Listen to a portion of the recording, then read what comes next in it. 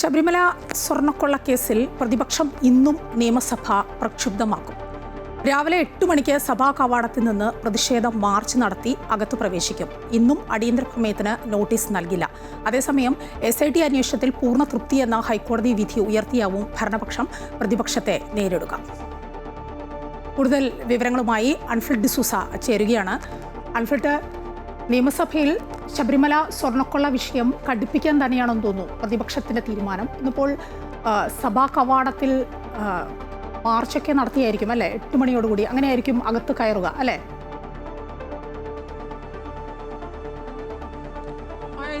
സഭ ഇന്ന് പിന്നെ 23-ാം തീയതി മാത്രമാണ് സഭ ഇനി ചേരുന്നത്. അപ്പോൾ ഒരു 2 ആഴ്ചയോളം ഇടവേളയുണ്ട്. അതുകൊണ്ട് ഈ വിഷയത്തിൽ, പ്രത്യേകിച്ച് ശബരിമല വിഷയത്തിൽ വലിയ രീതിയിൽ തന്നെ പ്രക്ഷോഭം ശക്തമാക്കാനാണ് പ്രതിപക്ഷത്തിന്റെ തീരുമാനം. അതായത് ഇന്ന് രാവിലെ 8 മണിക്ക് നിയമസഭാ കവാടത്തിൽ നിന്നും മാർച്ചോടുകൂടി, പ്രതിഷേധ മാർച്ചോടുകൂടി അകത്തേക്ക് പ്രവേശിക്കുകയാണ്.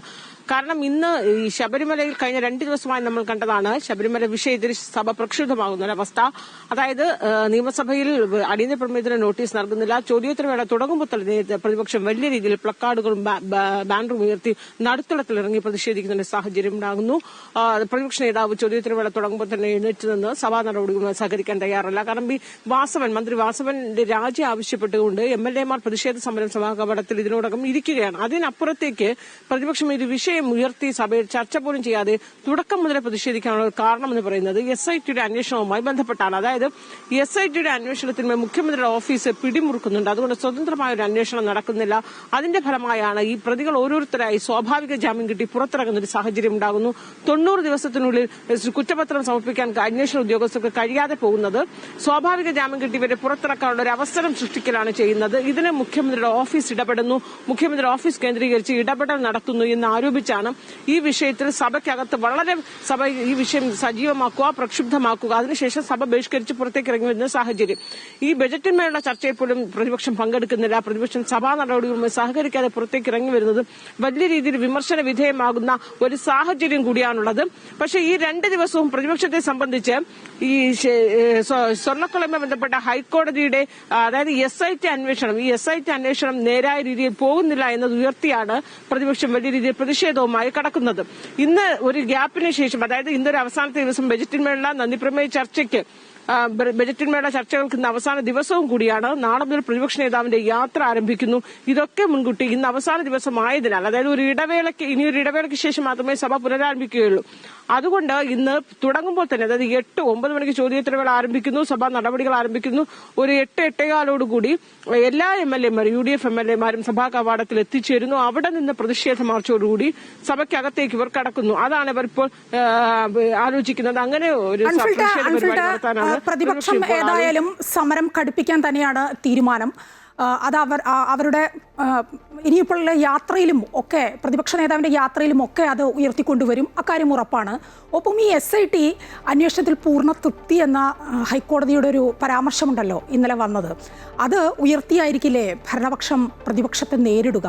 അതിനിപ്പോൾ സഭയിലും അത് കാണില്ലേ? അതായത് അത് തന്നെയാണ്. കാരണം ഇന്നലെ ഉച്ചയോടുകൂടിയാണ് ഹൈക്കോടതിയിൽ നിന്നുള്ള ഈ പരാമർശം ഉണ്ടാകുന്നത്.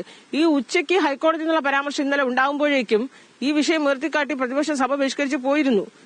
അതിന് തൊട്ടുമുമ്പുള്ള ദിവസവും 2 ദിവസം തുടർച്ചയായി ഇതേ നിലപാട് ഉയർത്തിയാണ് പ്രതിപക്ഷം അടിയന്തര പ്രമേയത്തിന് നോട്ടീസ് പോലും നൽകാതെ ചോദ്യോത്തരവേള തുടങ്ങുന്നു, പ്ലക്കാർഡുമായി നിലത്തിറങ്ങുന്നു, മുദ്രാവാക്യം വിളിക്കുന്നു, കുത്തിയിരിക്കുന്നു, ഡയസിന് മുകളിലേക്ക് കയറുന്നു, അതിനുശേഷം പ്രതിഷേധിച്ച് ബഹിഷ്കരിച്ച് പുറത്തേക്ക് ഇറങ്ങുന്നു. ഇന്നലെയും അതേ രീതിയിൽ തന്നെ മുന്നോട്ട് പോയി ബഹിഷ്കരിച്ച് പുറത്തേക്ക് ഇറങ്ങിയതിനു ശേഷമാണ് ഇവർ ഈ 2 ദിവസവും SITയുടെ അന്വേഷണം കാര്യക്ഷമമല്ല എന്ന വിഷയം ഉയർത്തി കാട്ടിയാണ് ഈ 2 ദിവസവും സഭ ബഹിഷ്കരിച്ച് പുറത്തേക്ക് പോയത്. ഇന്നലെ ഇവർ ബഹിഷ്കരിച്ച് പ്രതിപക്ഷം പുറത്തിറങ്ങിയതിനു ശേഷമായിരുന്നു കോടതിയിൽ നിന്നുള്ള പരാമർശം ഉണ്ടാകുന്നത്. അതായത് കൃത്യമായി ഹൈക്കോടതിയുടെ ദേവസ്വം ബെഞ്ച് പറയുന്നു SIT അന്വേഷണത്തിൽ പൂർണ്ണ തൃപ്തിയാണ്. ഈ പ്രതികൾ പുറത്തേക്ക് ഇറങ്ങുന്നത് സ്വാഭാവികമായി ഒരു 90 ദിവസത്തിന് കുറ്റപത്രം നൽകാത്തതുകൊണ്ടാണ്.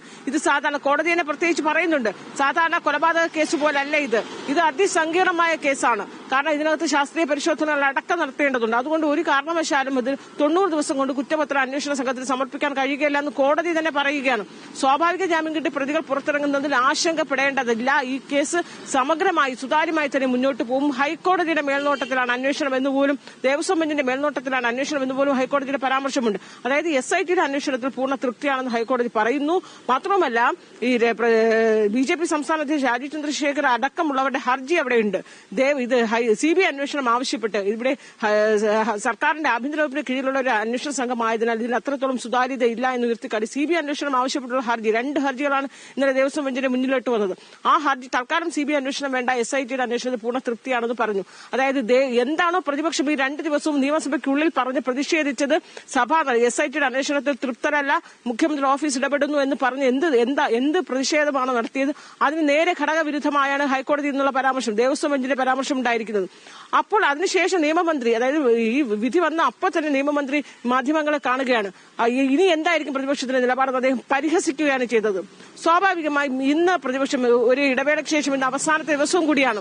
നാളെ മുതൽ പ്രതിപക്ഷ നേതാവിന്റെ വലിയ രീതിയിലുള്ള കേരളം യാത്ര അദ്ദേഹം ആരംഭിക്കുകയാണ്. ഈ വിഷയമാണ് തീർച്ചയായും അൻഫിൽട്ട്. അതുകൊണ്ട് തന്നെ മറ്റു പല പ്രസ്താവനകളും നടത്തേണ്ടതുണ്ട് മന്ത്രിമാർക്ക് നിയമസഭയിൽ. ഇനിയിപ്പോൾ സമയമില്ല, ഇന്നത്തെ ഒരു ദിവസം മാത്രമേ ഉള്ളൂ. കഴിഞ്ഞ് പിന്നെ സഭ പിരിയുകയാണ്. 23-ാം തീയതി മാത്രമേ സഭയുള്ളൂ. എയ്ഡഡ് സ്കൂൾ അധ്യാപന നിയമനത്തിലെ ഭിന്നശേഷി സംവരണത്തിൽ ചട്ടം 300 പ്രകാരം വിദ്യാഭ്യാസ മന്ത്രി സഭയിൽ പ്രസ്താവന നടത്തേണ്ടതുണ്ട്. അത് ഇന്ന് പ്രതീക്ഷിക്കാം അല്ലേ? ഉറപ്പാണ് മായ. കാരണം അത് സർക്കാരിന്റെ വലിയൊരു രാഷ്ട്രീയ നീക്കമാണ്. അതായത് നമുക്കറിയാം, നമ്മൾ കഴിഞ്ഞ ആഴ്ച കണ്ടതാണ് ഈ സഭാ അധ്യക്ഷന്മാർ, അതായത് കർദിനാൾ ക്ലിമിസ് ബാവയുടെ നേതൃത്വത്തിലാണ് വലിയ രീതിയിൽ വിദ്യാഭ്യാസ മന്ത്രിക്കെതിരെയും സർക്കാരിനെതിരെ അതിരൂക്ഷ വിമർശനമാണ് സെക്രട്ടേറിയറ്റിനിടയിൽ പ്രതിഷേധത്തിൽ കണ്ടത്. ഭിന്നശേഷി അധ്യാപക നിയമനവുമായി ബന്ധപ്പെട്ട എയ്ഡഡ് സ്കൂളുകളിലെ അതിൽ NSSന് കാണിക്കുന്നത് ഒരു നിലപാടും മറ്റ് മാനേജ്മെന്റുകളോട് വേറൊരു നിലപാടും കാണിക്കുന്നു. അനീതിയാണ്. അതായത് ഒരേ നീതിയല്ല പല സാമുദായിക വിഭാഗങ്ങളോടും കാണിക്കുന്നതെന്ന് ഉയർത്തിക്കാട്ടിയാണ് എയ്ഡഡ് സ്കൂൾ മാനേജ്മെന്റുകൾ പ്രതിഷേധ സമരമൊക്കെ നടത്തിയത്. NSSനോട് സുപ്രീം കോടതി വിധിക്ക് എന്താണോ സർക്കാർ എടുത്ത നിലപാട്, അതേ സമാനമായ ഒരു അനുകൂല നിലപാട് മറ്റു മാനേജ്മെന്റുകളോടും കാണിക്കണമെന്നാണ് MES അടക്കം, അതായത് പ്രത്യേകിച്ച് ക്രൈസ്തവ മാനേജ്മെന്റ് സഭയാണോ ഇതിനകത്ത് ഏറ്റവും വലിയ രീതിയിൽ പ്രതിഷേധം സർക്കാരിനെതിരെ വരുന്നത്. തെരഞ്ഞെടുപ്പ് അടുത്ത വേളയിൽ സഭാ നേതൃത്വം ഇടഞ്ഞു നിൽക്കുന്നത് സർക്കാരിനെ സംബന്ധിച്ച് വലിയൊരു പ്രതിസന്ധിയാണ്. സർക്കാരിന് അത് തിരിച്ചടിയാകുമെന്ന് നല്ല വ്യക്തമായ ബോധ്യമുണ്ട്. അതുകൊണ്ട് തന്നെയാണ് ഈ നിയമസഭാ സമ്മേളനത്തിന്റെ ഏറെക്കുറെ അവസാന സമ്മേളനമാണിത്. ഇത് ഒരു ഘട്ടത്തിൽ ഇത് ആദ്യഘട്ടത്തിലെ അവസാന ദിവസവും കൂടിയാണ്. ചട്ടം 300 പ്രകാരം വിദ്യാഭ്യാസ മന്ത്രി ഇതിൽ പ്രധാനമായും ഇതിൽ പ്രമേയം അവതരിപ്പിക്കുന്നു. വിദ്യാഭ്യാസ മന്ത്രി അദ്ദേഹം പ്രസ്താവന നടത്തുന്നു. അതായത് സുപ്രീം കോടതിയിൽ സർക്കാരിന്റെ വികാരം, സർക്കാരിന്റെ നിലപാട് അറിയിക്കും. NSS മാനേജ്മെന്റുകൾക്ക് അനുകൂലമായി എയ്ഡഡ് സ്കൂൾ നിയമനത്തിൽ എന്താണോ തീരുമാനമെടുത്തത് അതേ അനുഭാവം തന്നെ, അല്ലെങ്കിൽ അതേ നിലപാട് മറ്റു സമുദായം, പ്രത്യേകിച്ച് മറ്റു മാനേജ്മെന്റുകൾക്കും ഉണ്ടാകണമെന്ന് അതിനുവേണ്ടി സർക്കാർ ഇടപെടുന്നു. സർക്കാർ അനുഭാവപൂർവ്വ നിലപാടായി സ്വീകരിക്കുക എന്ന് ചട്ടം 300 പ്രകാരം വിദ്യാഭ്യാസ മന്ത്രി സഭയിൽ നിന്ന് പ്രസ്താവനയും നടത്തും. അൻഫിൽട്ടാണ് വിവരങ്ങൾ നൽകിക്കൊണ്ടിരുന്നത്. ശബരിമല വിഷയത്തിൽ പ്രതിപക്ഷം ഇന്നും നിയമസഭ പ്രക്ഷുബ്ധമാക്കും. രാവിലെ 8 മണിക്ക് സഭാ കവാടത്തിൽ പ്രതിഷേധ മാർച്ചുണ്ട്.